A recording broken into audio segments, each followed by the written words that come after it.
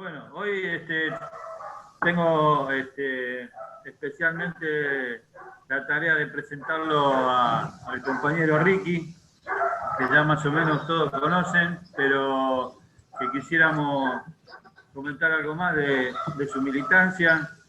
Ricky, como ustedes saben, fue ordenado por el padre obispo Novak el 9 de julio del 2000 y actualmente, además de ser miembro de Curas en Opción por los Pobres, está en la parroquia San Juan Bautista de Bernal Oeste. También es licenciado en Comunicación Audiovisual. Es coordinador nacional de los Comités por la Libertad de Milagros Salas. Es miembro de la Comisión de Derechos Humanos del Partido Justicialista a nivel nacional. Y también coordinador de la Comisión de Derechos Humanos del Instituto Patria.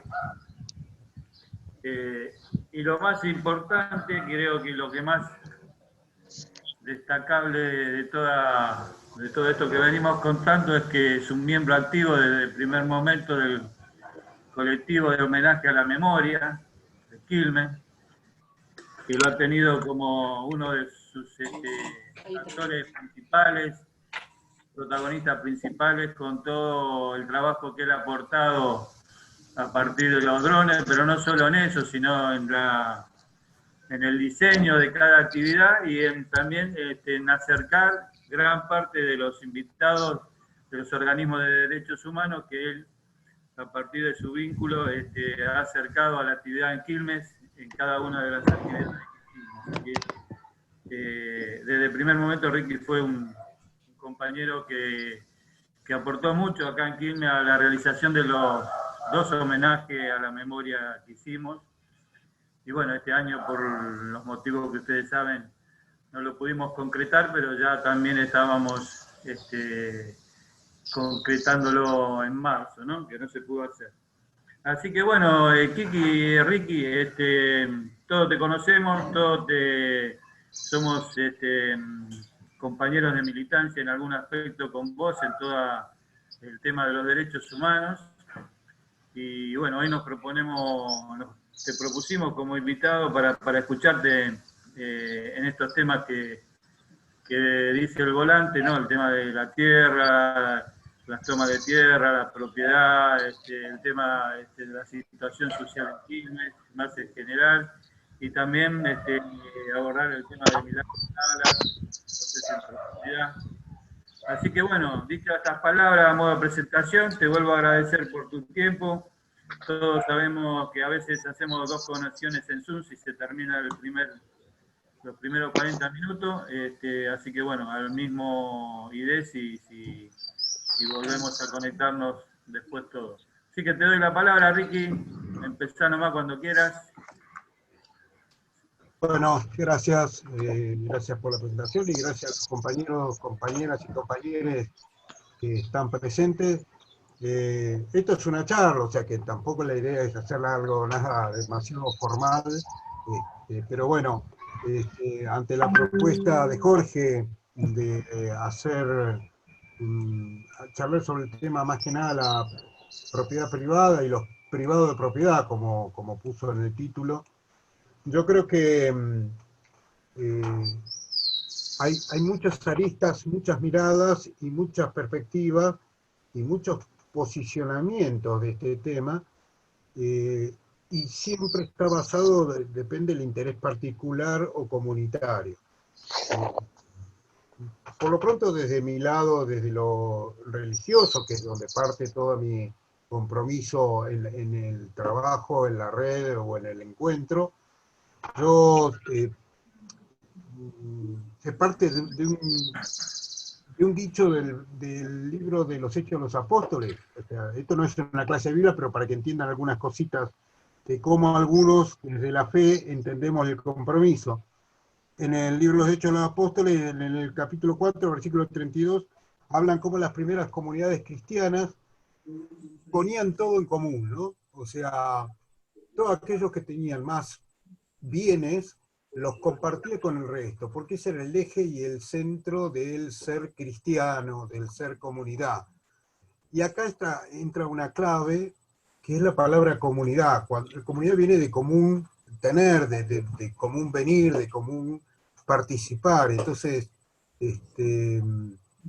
luego los tiempos, la vida y la historia ha ido haciendo que aquellos latifundios empezaran a ser mucho más privatizados y por lo tanto negados los terrenos o negados las propiedades, o mejor dicho, estaba el rey o el emperador que te daba un pedazo de tierra para que vos trabajes, pero para que me pagues impuestos, pero la tierra era mía, entonces nunca iba a ser tuya, y que lo único que se comprometían era protegerte si había una guerra, salvo cuando en cuando no participaras para defender a tu rey, ¿no? Entonces, la verdad que este concepto de propiedad privada ya es histórico y de mucho tiempo. En la historia, la iglesia habla desde los primeros siglos del tema del sentido común de los bienes, ¿no? Hay varias encíclicas, hay varios documentos donde se habla que el bien, o sea, cualquiera puede tener un bien privado, pero en tanto y en cuanto este bien no signifique que el otro quede desplazado o que el otro quede usado. La Constitución argentina mantiene así un tema de reglamentación con respecto a las leyes, y de hecho en la Constitución del 94, en el artículo 75, a modo de reparación histórica, se reconoce la propiedad de la comunidad indígena. Pero sin embargo nunca termina de hacerse cerrar el tema. Esto en cuanto a los contextos, habría mucho para hablar y mucho para definir, pero digamos, en términos generales, dados los tiempos, en Argentina el tema de la tierra es un tema históricamente complejo, más que nada porque si bien en la Constitución está garantizado el derecho a la tierra y el derecho a la familia, no es fácil que... Ricky, activa el audio, por favor. Ricky. Ahí Ricky. está, ahí está. Gracias. Alguien me censuró. No, la cuestión es que lo que venía diciendo es que si bien la Constitución Nacional habla que el derecho a la vivienda es un derecho constitucional y que el Estado es el que debe hacerse cargo, en la práctica esto ha sido un déficit histórico y un déficit que claramente no solo no se cumple o que cuesta, y que en estos últimos años al contrario ha sido peor. De hecho, estaba buscando ahí, encontré notas del 2016 donde terratenientes protestan porque la tierra que ellos tienen, que pertenecía a pueblos originarios, los pretendían recuperar, y entonces decían, no, es mi derecho porque yo pagué, es mío, sin importar que lo compró con gente adentro. Sabemos bien también lo que pasa en el sur, con los lagos, y con los distintos sectores apropiados por gente con mucho dinero, pero que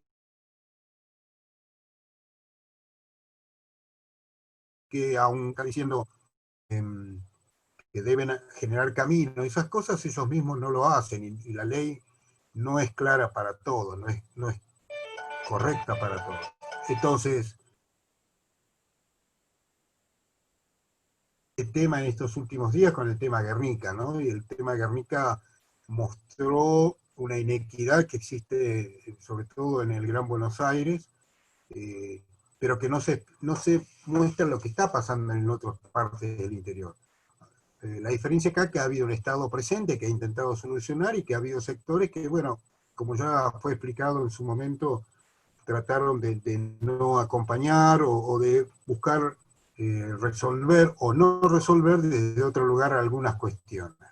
Que si quieren se puede entrar en más detalles, pero lo concreto es que Quilmes en particular tiene una historia larga de tomas de tierra y de terreno, porque lo otro que yo digo es, siempre se habla de la propiedad privada, pero no se habla de los privados de propiedad, ¿no? Todos aquellos que no tienen la posibilidad de acceder a un terreno porque o no hay créditos o no hay terrenos disponibles, o los pocos disponibles, siempre aparece alguien con papeles muy flojos aduciendo que es propio, y un poder judicial que en definitiva no termina de juzgar hacia los más, a favor de los más pobres. Toda la parte del derecho procesal penal, derecho constitucional, todo está hecho por una derecha anquilosada hace 100 años, y sin embargo no está pensada para defender a los pobres. Y esto lo vemos en situaciones claras. Un pibe que se afanó una gallina está en cana, preso mal, pero un tipo que se afanó $1.000.000 sigue dando vuelta como si nada, o que usó todo un esquema de exportación para beneficiar a sus empresas, robando y estafando, libre como si nada, o el mismo poder lo protege y lo cuida, hasta le permite asumir como presidente, como procesado, y sin embargo, después es cuando es liberado. O todo el tema del lawfare, como conocemos, donde se buscó y se metió preso un montón de gente que perteneció a otro gobierno, y que sin pruebas, o con testigos comprados, o con pruebas falsas, fue encarcelada, ¿no? Y en este contexto, y además sumado al tema de la tierra y de los privados de propiedad, tenemos un ejemplo muy fuerte y claro de lo que es la construcción del espacio para generar vivienda, que fue en Jujuy con Milagro Sala y la Tupac. Uno de los argumentos de Morales para meterla presa a Milagro Salas era que ella hacía un estado paralelo, ¿no? Y en realidad lo que ella hacía era, desde el concepto del buen vivir que tienen los pueblos originarios, armaba comunidad. Y eso es lo que no entra en el criterio, en el concepto mental del neoliberalismo. El tema comunidad no entra, porque comunidad significa de que todos somos pares y que todos debemos ayudarnos unos a otros o colaborar unos con otros. Entonces, Milagro lo que ha hecho fue eso, ¿no? Fue generar comunidad, y en esa comunidad, ella misma lo ha contado en muchas ocasiones, cuando lo vea cuando la llama Néstor Kirchner, porque Milagro estaba protestando de que necesitaban cosas y que nadie le daba bolilla, cuando Milagro se presenta, Néstor le pregunta qué es lo que querés, y ella empieza a hablar de subsidios, bolsones, y dice, no, yo no te voy a dar nada de todo eso, lo que te voy a dar es trabajo. Vas a tener dinero para construir casas, vas a armar las cooperativas, y te vas a ahorrar dinero, y con eso sigan construyendo cosas para ustedes, ¿no? Esta es la base y el eje. Esto fue contado por Milagro Sala específicamente.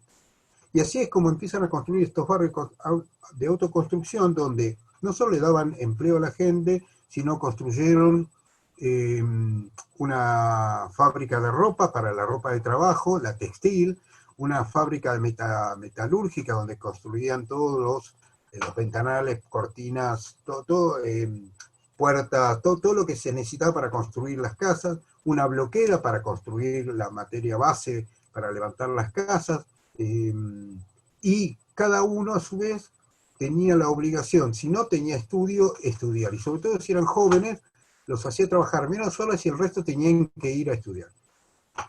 Y como esto, un montón de cosas. Ahí se construyen escuelas, hospitales, salas de primeros auxilios, centros de rehabilitación, y las famosas piletas, que fue el mayor escándalo para la derecha jujeña, porque como los negros podían tener, y de hecho, la primera pileta termal o climatizada de Jujuy estaba en pleno San Salvador de Jujuy, en el pleno centro de la ciudad, y era de la Tupac, ¿no? Digo era porque Morales, una de las cosas que hizo fue expropió lo que llamaban la sede, y donde estaban el centro odontológico, el centro sanitario, y estas piletas que no solo eran climatizadas, sino que además tenían cancha de básquet y de fútbol, y un centro de rehabilitación de discapacidad, ¿no? Entonces, digamos, muchas veces cuando se habla de propiedad privada, se habla de un derecho por sobre otros, ¿no? Se habla de un derecho por sobre otras personas. porque el concepto de propiedad privada implica que esto es mío, solo mío y nada más que mío.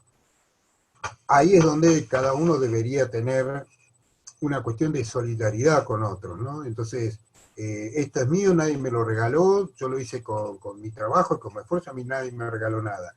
Y eso generalmente es una falacia, porque si no tenés, a menos que hayas amasado una gran fortuna, y como decía Mafalda, para amasar una gran fortuna tenés que hacer harina a los demás, aquel que pudo obtener cosas y hacerlas es porque hubo, desde el llano, desde la gente sencilla, hubo políticas públicas que les permitieron poder conseguir cosas, trabajar, acceder a pequeños préstamos o créditos, a espacios de no explotación, ¿no? A incluso aquel que hace changas. ¿Qué fue lo que pasó estos 4 años? Una de las primeras cosas que se cayeron por el poco poder adquisitivo de la sociedad era que se caían las changas, todo aquel que, los pibes que cortaban el pasto, que pintaban, todo eso, no, porque la gente no tenía el mango para poder hacer pequeñas refacciones y entonces se perdían, cerraban estos puestos de trabajo desde un mismo estado porque no se permitía el ingreso que les permitía poder ayudar a otros en su trabajo.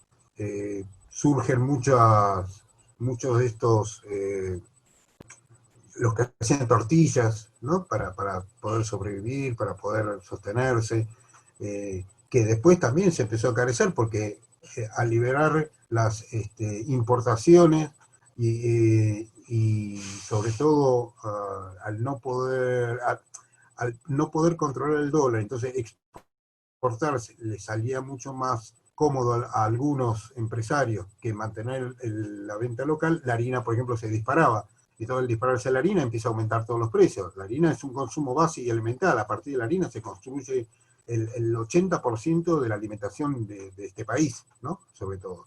Eso más todo lo que es el tema de los combustibles, bueno, todo lo que conocemos y vivimos, ¿no? Por eso me parece el tema del lema que Francisco reflotó y que no es originario de él, eso viene desde la doctrina de la Iglesia desde hace muchísimos años, casi diría de los primeros tiempos, el tema de tierra, techo y trabajo, es un derecho humano en el cual hay que sostenerlo, mantenerlo y obligar a que se cumpla, ¿no? Y esto significa ser responsable en la lucha, a pesar de muchos, ¿no? Digamos, yo los bautismos, cuando hago bautismo en el mundo dado, decimos que por el bautismo soy sacerdote, profeta y rey, ¿no? Y rey, porque aunque algunos se crean dueños de todo, Dios nos hizo a todos dueños de todo, ¿no? Y esta es la clave bueno, de cómo uno tiene que sentir. Entonces el problema es cuál es el compromiso, cada uno de nosotros que asumimos desde nuestro lugar, de nuestras cosas, de lo que tenemos o de lo que no, para poder ser solidarios con otros, ¿no?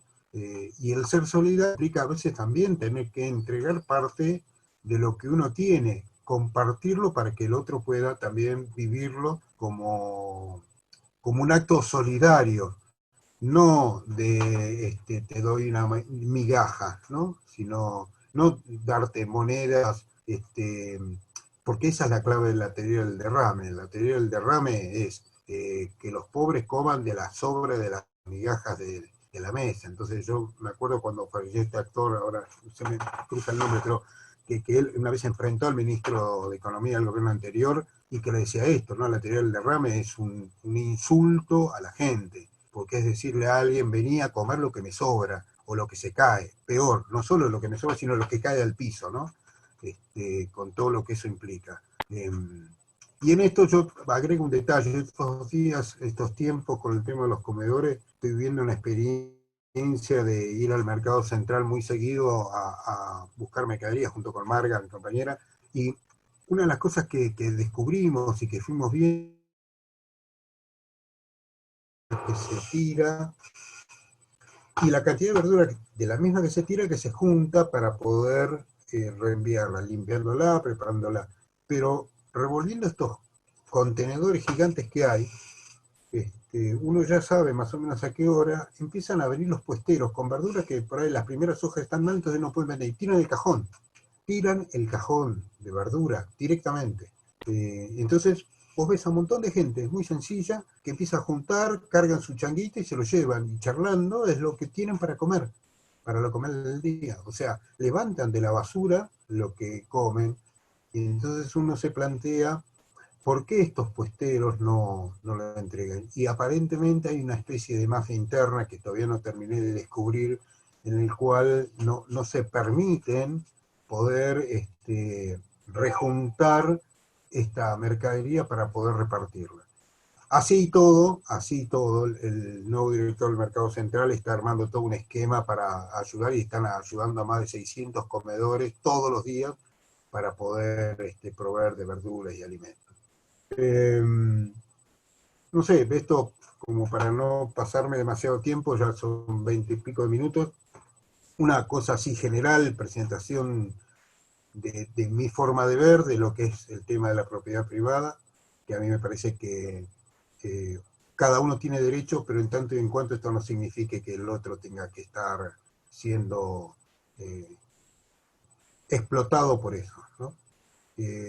No sé, es una charla, así que compartamos lo que otros piensan o si no están de acuerdo. Jorge. Sí, Ricky, bueno, yo le invitaría a los compañeros a que puedan hacerte alguna pregunta, darte alguna opinión, si vos querés hacer la primera parte aquí. Y yo lo que te quería preguntar puntualmente sobre lo que hablaste de Jujuy, de Milagro y de la Tupac. Yo siempre pienso, ¿no?, que esa organización, la gente organizada, como se dio en la TUCAP, siempre me preocupa en qué situación están ahora, cómo está esa gente, si sigue de alguna manera organizada o quedó gran parte a la buena de Dios, y qué está pasando, cuál es su actividad, si tienen alguna, y cómo se maneja la vida de muchísima gente que estaba organizada, trabajando con esos proyectos de vivienda y de producción, ¿no? Sí, bueno, acá hay dos cuestiones. Una es la TUPAC como organización, y otras son los compañeros y compañeras presos políticos de Jujuy, con Milagro a la cabeza. En definitiva, los que quedaron presos son las mujeres, 5 mujeres, que todas por suerte están con prisión domiciliaria, y quedaron 3 varones en el penal de Alto Comedero de varones, ¿no? Milagro Salas, Mirta Izama, Patricia Cabana, o Pachila, Shakira, Gladys Díaz, ellas están con prisión domiciliaria, pero el problema es que no les permiten hacer actividades que les permita un ingreso. Entonces, nosotros del comité seguimos mandando una colaboración económica a cada familia con lo que nos cuesta recaudar, porque acá también hay otro tema. Nosotros, mucha ayuda que teníamos, sobre todo de algunos partidos políticos, algunos sindicatos, muchos se fueron cayendo, también por todo lo que fue significando y por la cantidad de años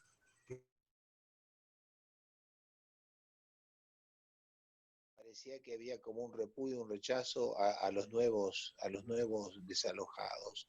Y después, bueno, reflexiones se puede hacer respecto a eso, ya no sé, eso trasciende la condición humana.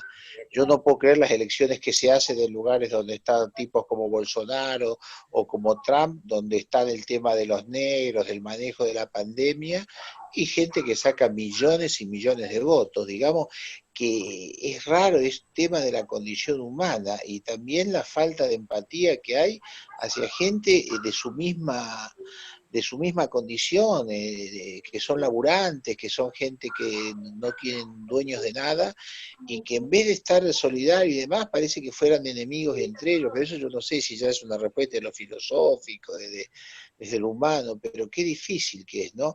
No sé si vos tenés algunos detalles, esto que digo yo, la toma, yo escuché una grabación, no sé si eso fue así, ¿no?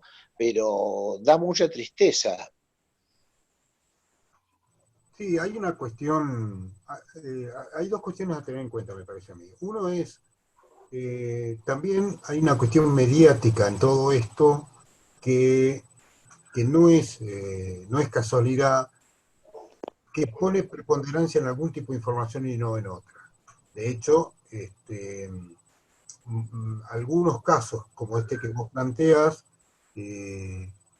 pueden ser reales, pero se amplifican en el sentido de desprestigiar otras, y no se pone en marcha algunas, o no se muestran algunas cuestiones de soluciones que se han estado dando.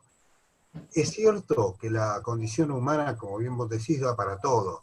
El hecho de que tengamos, que Macri haya ganado legítimamente para algunos, porque creyeron en su proyecto o lo que él planteaba, pero que después cuando se quiso presentar haya tenido la cantidad de votos, significa que muchos no han entendido realmente lo que pasó y que hay una mirada egoísta de lo que realmente sucede con el otro. Claramente me parece que hay una clave ahí que cuesta resolver, ¿no? Es muy fácil que uno no quiera ver, no quiera saber o entender qué es lo que pasa en el otro. Digo, el caso concreto con todo este tema de la pandemia, a cuántos no les importó nada y hicieron fiestas, cuántos no les importaba nada, o salían a quemar barbijos, a cuántos salían a decir que esto era una locura y cuando se enfermaron decían, bueno, fue casualidad, o no importó y no importa lo que le suceda al otro. Yo siempre salgo en defensa de los pobres y trato de estar a favor de los pobres, no de la pobreza, pero sin idealizar al pobre, ¿no? El pobre también tiene sus cosas y también tiene sus miserabilidades, y esta cosa, como vos planteaste, no es más que eso, porque también hay un enfrentamiento de que, o un planteo desde arriba, o de estratos muy superiores, donde bueno, yo conseguí algo, entonces soy más que vos, ¿no? Y ahí es donde está la cosa, donde me parece que no funciona en ese lugar, ¿no?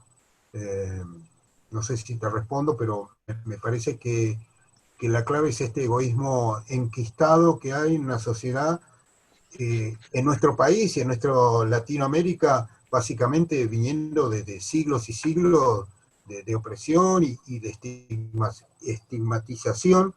Acá mismo decían civilización y barbarie, cuando la civilización era mirar a Europa y la barbarie era el propio originario, que tenía una construcción de sociedad, que tenía un estilo de vida en común, que tenía un estilo de organización de su vida, que como no defendía o no permitía que otros estén por encima de otros, los que hicieron los aniquilaron, ¿no?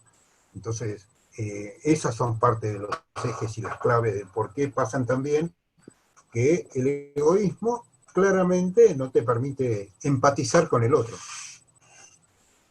Sí, es así. Yo no sé si yo... No te quería hacer el... Sí. No, dejo para ver si otro quiere hablar, a decir algo y... Juan Carlos está levantando la mano. Adelante, Juanca. Hola Ricky, ¿cómo andás? Yo te quiero hacer varias preguntitas cortitas. Primero, ¿cómo juegan ustedes con la opción de los pobres dentro de la iglesia? ¿Qué enfrentamientos tienen? Segundo, ¿cómo juega la iglesia en Jujuy? Yo tuve la posibilidad de estar en Alto Comedero y en la sede central de la Tupac en otro momento, y no te miento, me caían lágrimas. Había entrado no otro país, otro mundo, cuando vi Alto Comedero, y tuve la posibilidad de recorrerlo todo, que me pareció maravilloso. Ahí te quiero preguntar también si las casas siguen perteneciendo a la gente que las tenía, o Morales jodió también con eso. Y bueno, creo que ahí la corto, te hago esas dos preguntas. ¿Cómo juegan dentro de la iglesia? Las tres. ¿Qué juega la iglesia en Jujuy? ¿Y qué pasó con las propiedades de la Tupac? Vamos por partes, como decía Jack. El grupo nuestro, del que soy parte, y siempre fuimos ninguneados por algún sector de la iglesia más derechoso. Además, algún obispo nos dijo que éramos un grupo marginal, lo cual no nos preocupa. Hoy por hoy vemos en Francisco que Francisco está diciendo cosas que nosotros venimos diciendo de mucho antes, incluso que fuera Bergoglio, lo cual, bueno, no estábamos tan mal en algún aspecto. Yo creo que estamos, o tratamos de dar una palabra del Evangelio y de nuestra mirada. Nuestra mirada, si querés, no es asistencialista, sino más bien no solo política, sino también de incentivar la recuperación por uno mismo, ¿no? O sea, yo te doy de comer ahora, pero también tenés que pensar cómo generar tus propios recursos, ¿no? O sea, y esa es parte del criterio nuestro. Y yo aclaro para diferenciar, los curas villeros, somos distintos pero no somos distantes, pero ellos se dedican a otra cosa, son un poco más asistencialistas, no dicen las cosas que nosotros decimos, y mediáticamente generalmente nos confunden. Sacamos un documento nosotros y dicen que son de ellos, o al revés, digamos, pero estas cuestiones de pereza mental que tienen los medios en algunos casos. Queda un minuto, yo no sé si empezar con la segunda respuesta o esperamos. Sí, Ricky, le aviso que queda menos de un minuto, reconectamos al mismo link a todos y bueno, seguí hasta que se corte. Si bueno.